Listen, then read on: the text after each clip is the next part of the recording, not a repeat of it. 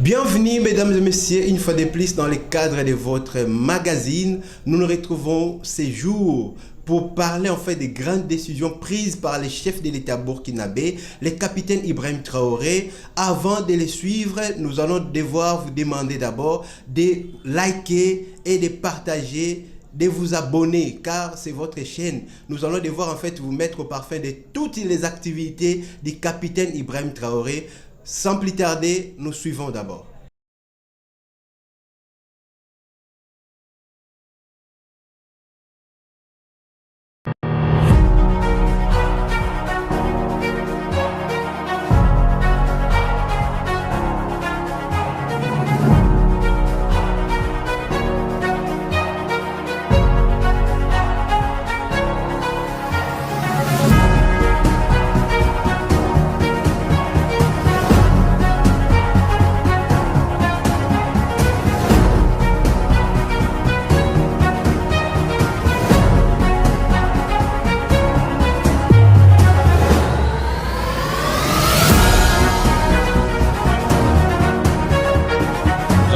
Compte au Conseil du déroulement des opérations de vaccination et des résultats majeurs obtenus pour la campagne de vaccination 2024-2025 contre les maladies animales prioritaires.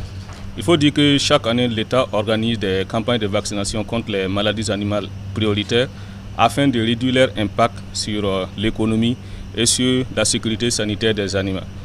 Il s'agit également de contrôler ces maladies, voire les éradiquer. Pour cette année, la campagne a été lancée le 11 octobre et a été clôturée le 15 février passé.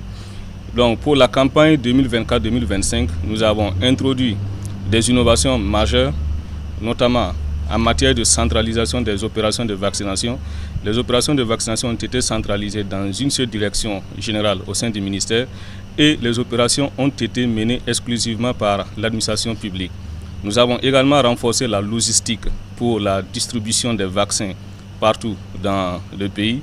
Nous avons également modernisé ces campagnes de vaccination en introduisant des plateformes numériques qui ont permis le suivi des opérations de vaccination tout au long des 4 mois de vaccination. Et également, nous avons introduit des innovations en matière de paiement électronique directement par les éleveurs. En termes de résultats, pour la péripneumonie contagieuse bovine, c'est-à-dire une maladie des bovins, nous avons pu vacciner 2 100 000 bovins contre la PPCB, ce qui représente une progression de 36% par rapport à l'année 2023. Pour la peste des petits ruminants, nous avons vacciné 3 500 000 petits ruminants contre la péripneumonie contagieuse bovine, ce qui représente une progression de plus de 194%. Pour la rage, nous avons pu vacciner 70 000 carnivores contre la rage, ce qui représente une progression de plus de 200% par rapport aux années antérieures. Pour les maladies des volailles, notamment la Newcastle, 13 700 000 volailles ont été vaccinées contre la maladie de Newcastle. Donc ce sont des résultats qui sont vraiment inédits, sans précédent et qui rentrent dans le cadre de l'offensive agro-pastorale et halieutique. C'est l'occasion pour nous de féliciter l'ensemble des agents du ministère de l'Agriculture, des Ressources animales et halieutiques.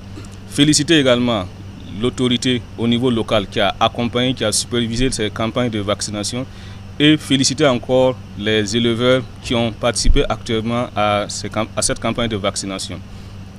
Ces résultats sont une base pour une éradication, un contrôle efficace de ces pathologies d'ici 2030. Donc nous appelons l'ensemble des acteurs à rester mobilisés afin que nous puissions entamer les prochaines campagnes avec sérénité. Et très bientôt, au mois de mai, nous allons lancer une campagne de vaccination spéciale contre la fièvre aphteuse. Donc c'est l'occasion encore de féliciter l'ensemble des acteurs pour les résultats probants obtenus au cours de cette campagne de vaccination.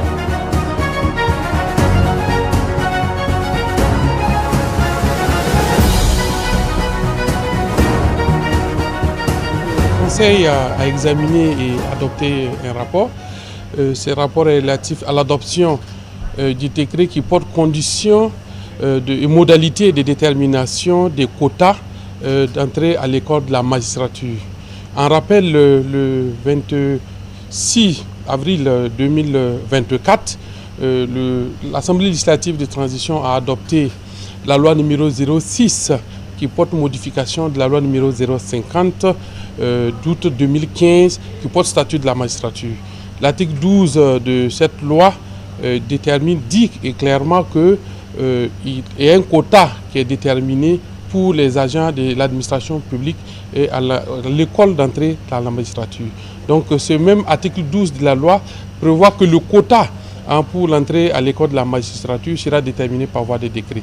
Donc le Conseil a examiné et adopté ce décret lors de ce Conseil des ministres. Le quota a été fixé à 10% du personnel de l'administration publique et les conditions sont entre autres d'être d'abord un titularisé, un agent titularisé de l'administration publique, que ce soit de l'administration publique d'État, de l'administration publique parlementaire et de l'administration publique hospitalière. Vous pouvez bien entendu postuler et être âgé tout au plus de 45 ans et être titulaire de la maîtrise ou du master en droit. Voilà la substance de ces décrets.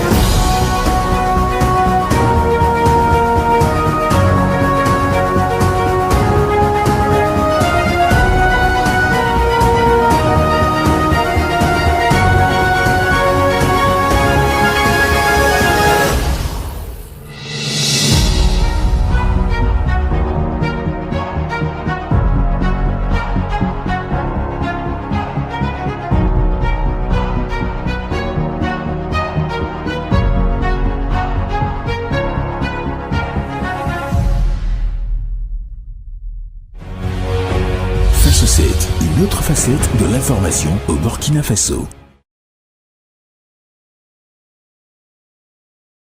Nous venons là de suivre les décisions, les grandes décisions, j'allais dire même les grandes décisions prises par les chefs de l'État burkinabé. Mais nous allons pas en fait vous laisser comme ça. Si vous aimez vraiment nos éditions, likez, partagez, mais surtout en fait abonnez-vous, car c'est à titre en fait de soutien à ces magazines. Likez, partagez, c'est pour votre intérêt. Ce magazine est à vous. Merci.